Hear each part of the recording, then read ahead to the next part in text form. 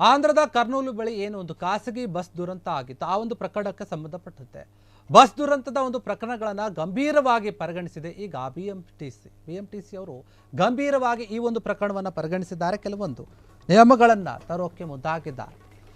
ಆಂಧ್ರದಲ್ಲಿ ಅದು ಕರ್ನೂಲು ಬಳಿ ಏನು ಒಂದು ದೊಡ್ಡ ದುರಂತ ಆಗಿತ್ತು, ಬಸ್ ದುರಂತ, ಖಾಸಗಿ ಬಸ್ ದುರಂತದ ಒಂದು ಪ್ರಕರಣವನ್ನು ಗಂಭೀರವಾಗಿ ಪರಿಗಣಿಸಿದ ಬಿಎಂಟಿಸಿ ಖಾಸಗಿ ಬಸ್ ಅಗ್ನಿ ದುರಂತ ಬೆನ್ನಲ್ಲೇ ಬಿಎಂಟಿಸಿ ಅಲರ್ಟ್ ಆಗಿದೆ. ಬೆಂಗಳೂರು ಸಿಟಿ ಸಾರಿಗೆ ಬಸ್ಗಳಲ್ಲಿ ಆಗಾಗ ಬೆಂಕಿ ಅವಘಡ ಆಗ್ತಾ ಇರೋದನ್ನು ಕೂಡ ಗಮನಿಸ್ತಾ ಇದ್ದೀವಿ. ಕರ್ನೂಲು ಬಸ್ ದುರಂತದ ಬೆನ್ನಲ್ಲೇ ಬಿಎಂಟಿಸಿ ಕಟ್ಟುನಿಟ್ಟಿನ ಆದೇಶವನ್ನು ಹೊರಡಿಸೋಕೆ ಮುಂದಾಗಿದೆ. ಬಿಎಂಟಿಸಿಯ ಎಲ್ಲ ಟಿಸಿಗಳಿಗೆ ಕಟ್ಟುನಿಟ್ಟಿನ ಒಂದು ಸೂಚನೆಯನ್ನು ನೀಡಿದೆ ಬಿಎಂಟಿಸಿ. ಡಿಪೋದಿಂದ ಬಸ್ ಹೊರಡುವ ಮುನ್ನೆಚ್ಚರಿಕೆ ಕ್ರಮಕ್ಕೆ ಸೂಚನೆಯನ್ನು ನೀಡಲಾಗಿದೆ. ಚೆಕ್ ಮಾಡ್ಕೋಬೇಕು ಅಂತ. ಡಿಪೋದಲ್ಲಿ ಪ್ರತಿಯೊಂದು ಬಸ್ ತಪಾಸಣೆಯನ್ನು ಮಾಡಬೇಕು. ಡಿಪೋದಿಂದ ಹೊರಗೆ ಬರೋಕ್ಕೂ ಮುಂಚೆ ನ್ಯೂನ್ಯತೆ ಕಂಡು ಬಂದಲ್ಲಿ ದುರಸ್ತಿಪಡಿಸಲು ಕ್ರಮ ತೆಗೆದುಕೊಳ್ಳಬೇಕು ಅಂತ ಹೇಳ್ತಾ ಇದ್ದ. ಬಸ್ನಲ್ಲಿ ಫೈರ್ ಎಕ್ಸ್ಟೆನ್ಷನರ್ ಏನಿರುತ್ತೆ ಅಂದರೆ ಅಗ್ನಿಯನ್ನು ಆರಿಸುವಂಥವು ಅವು ಇರಬೇಕು. ವಾಹನದಲ್ಲಿ ಫೈರ್ ಆ್ಯಡ್ ಅಂದರೆ ಫಸ್ಟ್ ಆ್ಯಡ್ ಬಾಕ್ಸ್ ಏನಿರುತ್ತೆ, ಪ್ರಥಮ ಚಿಕಿತ್ಸೆಯ ಒಂದು ಬಾಕ್ಸ್ ಅಂತ ಹೇಳ್ತೀವಿ, ಅದು ಇರಬೇಕು. ಮತ್ತು ಎಮರ್ಜೆನ್ಸಿ ಎಕ್ಸಿಟ್ ಇರಬೇಕು. ಬಸ್ನಲ್ಲಿ ಆ ಒಂದು ಡೋರ್ ಇರಬೇಕು. Bus driver door, exit door ಏನಿದೆ ನಿರ್ವಹಣೆ ಕಡ್ಡಾಯ ಅಂತ ಹೇಳಲಾಗ್ತಾ ಇದೆ. ಕಾರ್ಯಾಗಾರ ಮತ್ತು ಉಗ್ರಾಣ ಇಲಾಖೆ ಸಹಯೋಗದೊಂದಿಗೆ ದುರಸ್ತಿಯನ್ನು ಪಡಿಸಬೇಕು. ಬಸ್ಸನ್ನು ಸರಿಯಾದ ರೀತಿಯಲ್ಲಿ ಇಟ್ಕೊಳ್ಬೇಕು ಅಂತ ಹೇಳುತ್ತಾ ಇದ್ದಾರೆ. ಅಧಿಕಾರಿಗಳಿಗೆ ಬಿಎಂಟಿಸಿ ಸೂಚನೆಯನ್ನು ಕೊಟ್ಟಿದೆ. ಯಾಕಂದರೆ ಆಂಧ್ರದ ಕರ್ನೂಲು ಬಳಿ ನಡೆದಂತಹ ಒಂದು ಬಸ್ ದುರಂತದಲ್ಲಿ 20ಕ್ಕೂ ಹೆಚ್ಚು ಜನ ಸಾವನ್ನಪ್ಪಿದ್ರು.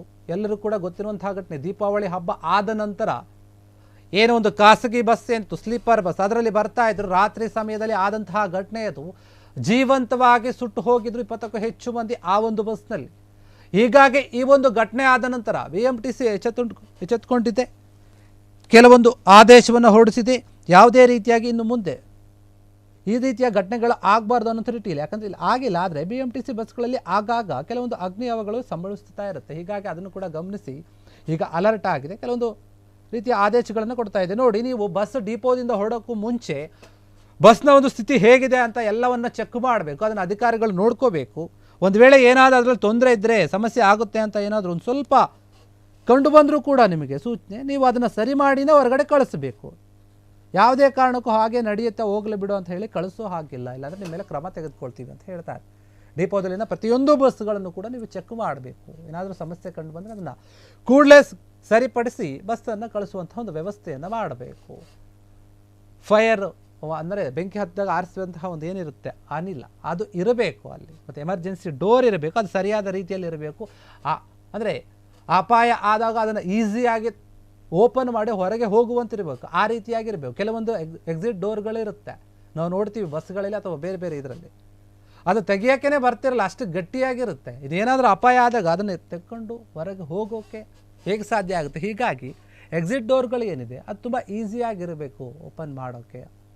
ಆ ರೀತಿಯಾಗಿ ನೋಡಿಕೊಳ್ಳಿ. ಮತ್ತು ಡ್ರೈವರ್ ಡೋರ್ ಏನಿರುತ್ತೆ ಅದು ಕೂಡ ಅಷ್ಟೇ. ಅಲ್ಲಿಂದ ಕೂಡ ನಾವು ಏನಾದರೂ ತೊಂದರೆ ಆದಾಗ ಹೊರಗೆ ಹೋಗ್ಬೋದು. ಅದು ಕೂಡ ತುಂಬ ಸಹಾಯ ಆಗುತ್ತೆ. ಹೀಗಾಗಿ ಅದರ ಬಗ್ಗೆ ಕೂಡ ಗಮನ ಹರಿಸಬೇಕು. ಎಲ್ಲವೂ ಸರಿ ಇದೆಯಾ ಇಲ್ವಾ ಅನ್ನೋದನ್ನು ನೀವು ಗಮನವಿಟ್ಟು ನೋಡಿಕೊಳ್ಬೇಕು. ಅಧಿಕಾರಿಗಳು ಏನಿದ್ದೀರಿ ಇದ್ರ ಬಗ್ಗೆ ನೀವು ಸ್ವಲ್ಪ ಗಂಭೀರವಾಗಿ ವಿಚಾರವನ್ನು ತೆಗೆದುಕೊಳ್ಳಿ ಅಂತ ಹೇಳಿ ಸೂಚನೆಯನ್ನು ಕೊಟ್ಟಿದ್ದಾರೆ ಡಿಪೋದ ಅಧಿಕಾರಿಗಳಿಗೆ ಎಲ್ಲರೂ ಕೂಡ. ಮತ್ತು ಬರೀ ಡಿಪೋದ ಅಧಿಕಾರಿಗಳು ಅನ್ನೋದಕ್ಕಿಂತ ಬಸ್ನ ಓಡಿಸುವಂಥ ಬಸ್ ಡ್ರೈವರ್, ಕಂಡಕ್ಟರ್ ಅವರು ಕೂಡ ನೋಡ್ಕೋಬೇಕಾಗುತ್ತೆ. ಅವರವರ ಬಸ್ ಹೇಗಿದೆ ಅಂತ.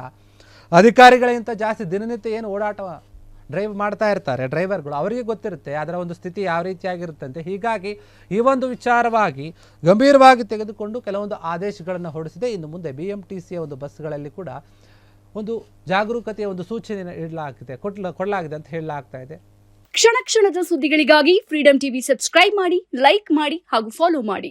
ಹೊಸ ಸುದ್ದಿಗಳ ನೋಟಿಫಿಕೇಶನ್ಗಾಗಿ ಬೆಲ್ ಐಕಾನ್ ಮೇಲೆ ಕ್ಲಿಕ್ ಮಾಡಿ.